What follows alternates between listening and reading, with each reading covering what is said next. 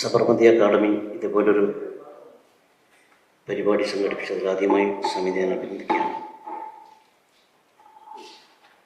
നമ്മുടെ ഭരണഘടന വെല്ലുവിളി നേരിടുന്നതുമായി ബന്ധപ്പെട്ട സംവാദം അത് ആമുഖം മുതൽ സജിത്ത് വക്കീലിന് മുമ്പ് പ്രസംഗിച്ചവർ വരെ പറഞ്ഞ കാര്യങ്ങൾ തന്നെ ഞാൻ അടിവരയിട്ടുകൊണ്ട് അതോടുകൂടി യോജിക്കുകയാണ്.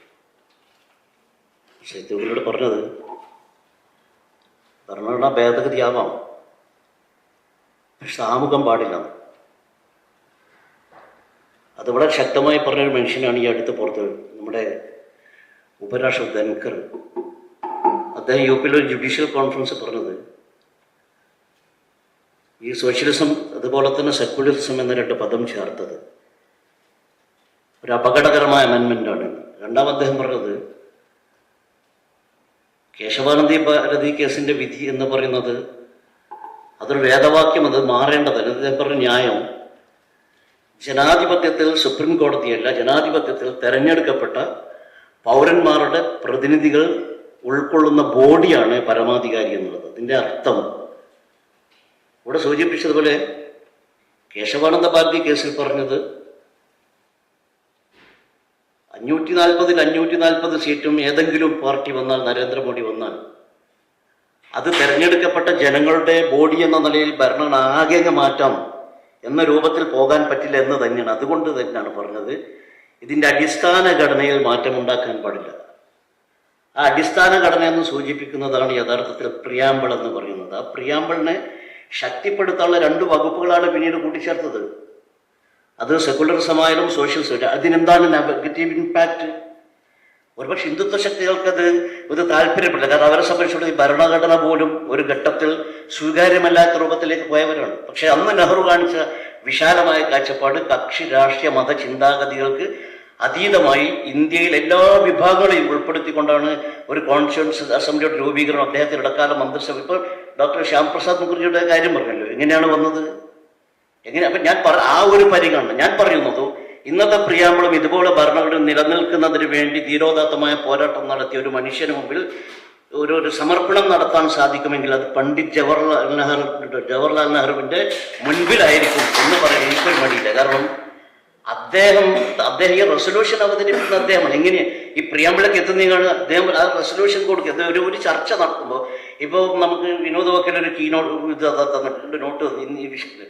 അതുപോലെ തന്നെ ഭാവി ഇന്ത്യ എങ്ങനെ ആയിരിക്കണം എന്നുള്ളത്, ഞാൻ എൻ്റെ ഭരണം അവസാനിക്കുന്നത് വരെ എന്നുള്ളതല്ല, നൂറ്റാണ്ടുകൾ കടന്നുപോയാലും ഇന്ത്യ മഹാരാജ്യം ഈ ലോകം നിലനിൽക്കുന്നതോളം പാലിക്കപ്പെടേണ്ട ഒരു ക്ഷേമരാഷ്ട്രത്തിൻ്റെ ഒരു ഭരണഘടന രൂപീകരിക്കുമ്പം ഈ കോൺസ്റ്റിറ്റ്യൂഷൻ അസംബ്ലിയിലുള്ള ആളുകളുടെ മൈൻഡിൽ ഉണ്ടാവേണ്ട, ഫ്രെയിം ചെയ്തിരിക്കേണ്ട ഘടകങ്ങൾ എന്താണ് എന്നതിൻ്റെ സൂചനയാണ് ആ റെസൊല്യൂഷനിലൂടെ യഥാർത്ഥത്തിൽ പണ്ഡിറ്റ് ജവഹർലാൽ നൽകുന്നത്. അതാണ് പിന്നീട് പ്രിയാമ്പിളായി വരുന്നത്. ആ പ്രിയാമ്പിൾ എന്ന് പറയുന്നത് യഥാർത്ഥത്തിൽ ഇന്ത്യൻ ഭരണഘടനയുടെ ഹൃദയമാണെന്ന് പറയാം. ഇന്ത്യൻ ഭരണഘടനയുടെ ഹൃദയമാണ്. ആ ഹൃദയം തകർക്കരുത് എന്നുള്ളതാണ് ഈ രാജ്യം ആവശ്യപ്പെടുന്നതും. അതുപോലെ തന്നെ നേരത്തെ സൂചിപ്പിച്ച പോളുടെ കേശവാനന്ദ ഭാരതി കേസിലടക്കം പറഞ്ഞത്. ഞാൻ ഒരു ഉദാഹരണം കേട്ടെ. ഭരണം ഇപ്പോൾ മൃഗീയ ഭൂരിപക്ഷം ഇന്ത്യക്കുണ്ട് എന്ന് വെച്ചോ, നമ്മുടെ നിയമം എന്താ പറയുക, ഒരു പാർലമെന്റ്, ഒരു ജനാധിപത്യ സംവിധാനത്തിൽ ഒരു ബോഡി പാർലമെന്റ് തെരഞ്ഞെടുക്കപ്പെടേണ്ട 5 വർഷത്തേക്കാണ് തെരഞ്ഞെടുക്കപ്പെടേണ്ടത്. ആ 5 വർഷം കാലാവധി നിർബന്ധിതമായും തെരഞ്ഞെടുപ്പ് പുതിയ ഭരണസമിതി വരണം. 90% BJP ഉണ്ടെന്ന് വെച്ചോ, ഒരു ഭേദഗതി ഭരണഘടന കൊണ്ടുവരാം. പാർലമെന്റ് കാലം 20 കൊല്ലമായിട്ട് അങ്ങ് മാറ്റുക. നരേന്ദ്രമോദി 20 കൊല്ലം പ്രധാനമന്ത്രിയാക്കാൻ അനുവദിക്കാൻ പറ്റുക. കാരണം അത് ഭരണഘടനയുടെ ബേസിക് സ്ട്രക്ചറിന് വിരുദ്ധമാണ് എന്നതുകൊണ്ട് തന്നെയാണ് ഒരുപാട് അധികാരങ്ങൾ എന്താ പറയുക ഇതിനെ നിയന്ത്രിക്കുന്നതിന് സുപ്രീം കോടതി കൊടുത്തിരിക്കുന്നത്. നമുക്ക് ആർട്ടിക്കിൾ 32 എന്തുകൊണ്ട് ഒരു പൗരന് ലഭിച്ച മൗലികാവകാശങ്ങൾ ലംഘിക്കപ്പെടുമ്പോൾ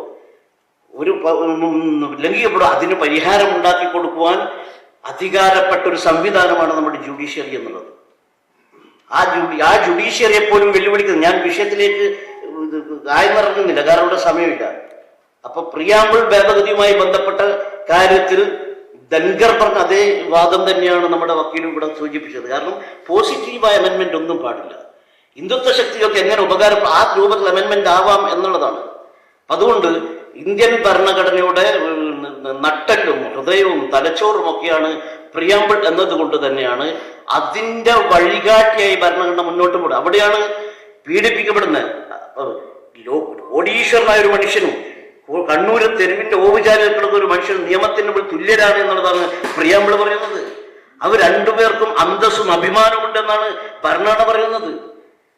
ലോഹയുട്ടതിന്റെ പേരിൽ, തിരുവസ്ത്രം ധരിച്ചതിന്റെ പേരിൽ ഏതെങ്കിലും കുട്ടികളെ കൂട്ടിക്കൊണ്ടുപോകുമ്പോൾ നേരിട്ട് വന്ന് വിചാരണ നടത്തി നിങ്ങൾ മതം മാറ്റത്തിന്റെ ആളുകളാണ് സ്വയം പ്രഖ്യാപിത രാജാക്കന്മാരെ ഇല്ലായ്മ ചെയ്യുന്നതിന് വേണ്ടിയാണ് ഈ പ്രിയാമ്പിൾ അത്ര ശക്തമായിരിക്കണം എന്ന് നമ്മോട് പറയുന്നത്. പക്ഷെ ഇന്നത്തെ അവസ്ഥ എന്താ? ഇനി ഭരണഘടനാ സ്ഥാപനങ്ങൾ വെല്ലുവിളി നേരിടുന്നുണ്ടോ എന്നുള്ളത്. ഞാനൊരു വക്കീലെന്ന നില, അഭിഭാഷകൻ, ഇവിടെ എനിക്ക് എല്ലാവരും വക്കീലാണ്. സത്യത്തിൽ വളരെ വേദനയോടുകൂടിയാണ് നിങ്ങളുടെ മുമ്പിൽ. ഇതിനൊക്കെ ഈ പൗരന്റെ അവകാശം നിഷേധിക്കപ്പെടുമ്പോൾ അത് പിടിച്ചു വാങ്ങിക്കൊടുക്കുവാൻ നിയോഗിക്കപ്പെട്ട ഒരു ബോഡി അതാണ് നമ്മുടെ കോടതികളാണ്. ഇന്ന് സുപ്രീം കോടതികൾ പോലും സംശയത്തിന്റെ മുന്നിൽ നിൽക്കുന്നു എന്നുള്ളതാണ്. മാനുഷികമായ ചാബല്യങ്ങളും വൈകല്യങ്ങളും അവരെയും ബാധിച്ചു എന്നുള്ളത് ഒന്ന് രണ്ട് ഉദാഹരണം മാത്രം ഞാൻ സൂചിപ്പിക്കാം. നമുക്കറിയാം, ബാബരി മസ്ജിദിന്റെ വിധി വന്നല്ലോ. ഏത് നിയമത്തിന്റെ അടിസ്ഥാനത്തിൽ? കൂടുതലൊന്നും പറയുന്നില്ല. അതിലുൾപ്പെട്ട ന്യായാധിപൻ പറയുകയാണ്, റിട്ടയർമെന്റിന് ശേഷം ബാബരി മസ്ജിദിന്റെ വിധി എഴുതുവാൻ സമയത്ത് എന്റെ മനസ്സ് വല്ലാത്ത സംഘർഷമാവും. എന്തേ കാരണം? നിയമത്തെ മറികടന്നുകൊണ്ട് ഒരു ഫാസിസ്റ്റ് ഭരണകൂടത്തിന് അനുകൂലമായ വിധി എഴുതാൻ ഒരു ന്യായാധിപൻ പേനെടുത്താൽ അവന്റെ മനസ്സ് വിങ്ങിപ്പൊട്ടും. അവിടെ ന്യായാധിപൻ, ഞാൻ ദൈവത്തോട് പ്രാർത്ഥിച്ചു, ദൈവം എനിക്ക് വഴി കാണിച്ചു തന്നു. ഒരു ഇന്ത്യൻ പൗരസഭ, അവന്റെ ദൈവം എന്ന് പറയുന്നത് ഇന്ത്യൻ ഭരണഘടനയാണ്. ആ ഭരണഘടന നോക്കിയിട്ട് വിധി ചെയ്ത്, അതുകൊണ്ടാണല്ലോ നിങ്ങൾ നോക്കിയ ആരാണ് എഴുതിയതെന്ന് ആ ബാബരി മസ്ജിദ് വിധിന്യായത്തിൽ കാണും. ആരാണ് എഴുതുന്നത്? എങ്ങനെയാ ഒപ്പിച്ചെടുത്തത്? എങ്ങനെ നിങ്ങൾ അതിന് ഏതാനും ദിവസങ്ങൾ മുമ്പ് അന്നത്തെ ചീഫ് ജസ്റ്റിസ് രഞ്ജൻ ഗൊഗോയ് ഒരു പെണ്ണ് കേസപ്പെടുകയാണ്. അതൊരു എന്താ കോടതി ഒരു സ്ത്രീയെ ബലാത്സംഗം ശ്രമിച്ചത് കേസ് ആകെ പ്രശ്നമാണ്, കോലാഹലമാണ്. പിന്നീട് നമ്മൾ കാണുന്നത് എന്താണ്? പിന്നീട് കാണുന്നത് ഇതുപോലെ പല വിധിന്യായങ്ങൾ സമ്പാദിക്കുന്നതാണ്. അവസാനം ആ ന്യായാധിപൻ പിരിഞ്ഞുപോയി. 2 ആഴ്ച 1 മാസം എന്നറിയില്ല, അതിനകം രാജ്യസഭയുടെ മെമ്പറായിട്ട് നരേന്ദ്രമോദി നോമിനേറ്റ് ചെയ്യുക. രാജ്യസഭാ മെമ്പറായിട്ട് രഞ്ജൻ ഗൊഗോയിയെ നരേന്ദ്രമോദി ഗവൺമെന്റ് നോമിനേറ്റ്. എന്താണ് ഇതിന്റെ സൂചന? ആ കൊടുക്കുന്ന മെസ്സേജ് അത് ജസ്റ്റിസ് ബോബ്ഡെ നമ്മളെന്താ കണ്ടത്? നാഗ്പൂരിലെ RSSന്റെ ആസ്ഥാനത്ത് പോയിട്ട് കോമ്പൗണ്ടിൽ മോട്ടോർ സൈക്കിൾ ഓടിക്കുന്ന ഒരു ന്യായാധിപന് നമ്മളവിടെ കാണുകയാണ്. ബാബരി മസ്ജിദ് വിധിന്യായത്തിന് ശേഷം ഈ പറഞ്ഞതുപോലെ രഞ്ജൻ ഗൊഗോയ് കിട്ടുന്ന പോസ്റ്റ്, നമ്മുടെ മംഗലാപുരക്കാരൻ ജസ്റ്റിസ് നസീർ ഒരു സംസ്ഥാനത്തിന്റെ ഗവർണറായി മാറുന്നു.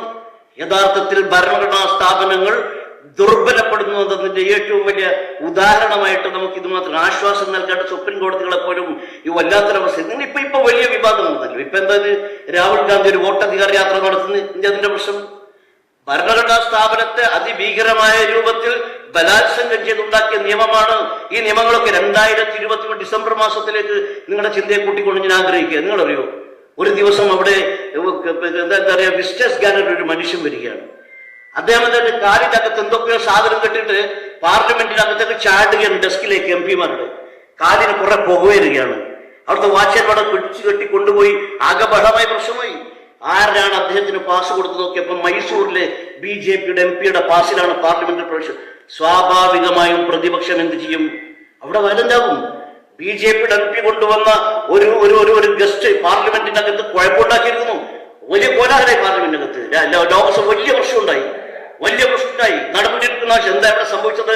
പാർലമെന്റ് ലോകസഭാ നടപടികൾ അലങ്കോലപ്പെടുത്തുന്നവർക്ക് കൃത്യമായി ഞാൻ 100-ൽ പരം MP-മാരാണ് സസ്പെൻഡ് ചെയ്ത് പുറത്ത്. ആരൊക്കെ? നടക്കാൻ വയ്യാത്ത അബ്ദുസമദ് സമദാനി നടക്കുന്നത്, അങ്ങനെ സസ്പെൻഡ് ചെയ്ത് പുറത്തെത്തി. അതിന്റെ പ്രതികരണം രാജ്യസഭ കണ്ടു. അവിടെ അങ്ങനെയാണ് ഈ ഡിസംബർ മാസത്തിൽ 17 നിയമങ്ങളെ പാസാക്കിയത്. ഭാരതീയ ന്യായ സംഹിത വായിച്ച നോക്കി നമ്മളൊക്കെ വായിച്ചില്ലേ? എത്ര ദിവസം? 21-ാം തീയതി ലോക്സഭയിൽ പാസ്സാക്കുന്നു, 22 രാജ്യസഭയിൽ പാസ്സാക്കുന്നു. നിങ്ങളൊക്കെ എടുക്കുമോ? തെളിവ് നിയമമായാലും അതുപോലെ 3 പ്രധാനപ്പെട്ട നിയമങ്ങൾ 1 മണിക്കൂർ പോലും ഇന്ത്യൻ പാർലമെന്റ് ചർച്ച. ഈ ഇലക്ഷൻ കമ്മീഷൻ അപ്പോയിന്റ്മെന്റ് ആക്ട്, പുതിയ ആക്ട് കൊണ്ടുവന്നത് നേരത്തെ സുപ്രീം കോടതി പറഞ്ഞ നിബന്ധനകൾക്ക് വിധേയമായി വരേണ്ട കമ്മിറ്റിയിൽ നിന്നും സുപ്രീം കോടതി ജഡ്ജിയെ മാറ്റിയിട്ട് ആഭ്യന്തരമന്ത്രി നരേന്ദ്രമോദി അതിലേക്ക് വരുന്ന രൂപത്തിൽ election commission appointment amendment act കൊണ്ടുവന്നതും ഇതേ സെഷനിൽ വെച്ചാണ്. ഒരു ചർച്ച അവിടെ നടന്നില്ല. ചൂടപ്പം പോലെ വിറ്റെടുത്തു. സുപ്രീം കോടതി കേസ് വരികയാണ്. ആ കേസ് വന്നപ്പം കേസിന്റെ പോസ്റ്റിന്റെ തലേ ദിവസം പ്രസിഡന്റ് എന്ത് ചെയ്യുന്നു? ഇലക്ഷൻ കമ്മീഷനെ പ്രഖ്യാപിച്ചുകൊണ്ട് തീരുമാനം. ഇന്നും സുപ്രീം കോടതിയുടെ ബെഞ്ചിൽ ആ കേസ് കെട്ടി. ഞാൻ പറയുന്നത് നട്ടലില്ലാത്ത ജുഡീഷ്യറിയെ പോലും സമ്മാനിക്കുന്ന രൂപത്തിലേക്ക് ഭീഷണിപ്പെടുത്തി നിർത്തുന്നു. ഞാൻ ദീർഘിപ്പിക്കുന്നു. നമ്മുടെ അവസാനമായി പറഞ്ഞത് നമ്മുടെ അമിത്ഷാക്കെതിരെ ഒരു കേസിന്റെ ഒരു കോടതിയിൽ ഹാജരാവണമെന്ന് പറഞ്ഞതിന് ഒരു BH ലോയ എന്ന് 47 വയസ്സുള്ള ബോംബെയുടെ CBI കോടതി ജഡ്ജ് ഒരു സുപ്രഭാതത്തിൽ മരിച്ചു കിടക്കുന്നതും അതിന്റെ അന്വേഷണവുമായി ബന്ധപ്പെട്ട് മുംബൈ ബാർ അസോസിയേഷൻ കോടതിയിൽ പോയപ്പോൾ അവസാനം സുപ്രീം കോടതി പറഞ്ഞത് ഈ കേസ് റദ്ദ് ചെയ്യുന്നു. മുംബൈയിൽ എന്നല്ല, ഇന്ത്യയിൽ ഒരു കോടതിയിൽ ഈ കേസ് പരിഗണിക്കാൻ പാടില്ല. എന്നിട്ട് എന്തേ നട്ടിലുള്ള ജുഡീഷ്യറിക്കും പറഞ്ഞുകൂടായിരുന്നു ആ കേസ് ഒരു സ്പെഷ്യൽ ഇൻവെസ്റ്റിഗേഷൻ ടീം അന്വേഷിക്കട്ടെ, ലോയുടെ മരണത്തിൽ ദുരൂഹത ഉണ്ടെങ്കിൽ അത് അന്വേഷണം നടക്കട്ടെ എന്ന്. ഗുജറാത്ത് വംശഹത്യാ കേസുമായി ബന്ധപ്പെട്ട് ജയിലിൽ കിടന്ന നമ്മുടെ ഇന്നത്തെ ആഭ്യന്തര പ്രതിയായ മുംബൈ CBI കോടതി കേസിന്റെ ന്യായാധിപന് ജീവിതം സ്വയം സമർപ്പിക്കേണ്ടി വന്നിട്ടുണ്ടെങ്കിൽ ഓരോ ജുഡീഷ്യൽ രംഗത്തുള്ള ആളുകൾക്കുള്ള ഭീതിതമായ അവസ്ഥ എന്തായിരിക്കും? ഞാൻ പറഞ്ഞു വരുന്നത് ജുഡീഷ്യറിയെ ബലപ്പെടുത്തുക എന്നുള്ളത് മാത്രമാണ് ഇന്നത്തെ ഈ പ്രയാസങ്ങൾക്കും പ്രതിസന്ധികൾക്കും പരിഹാരമായിട്ടുള്ളത് എന്ന് മാത്രം പറഞ്ഞുകൊണ്ട് ഞാൻ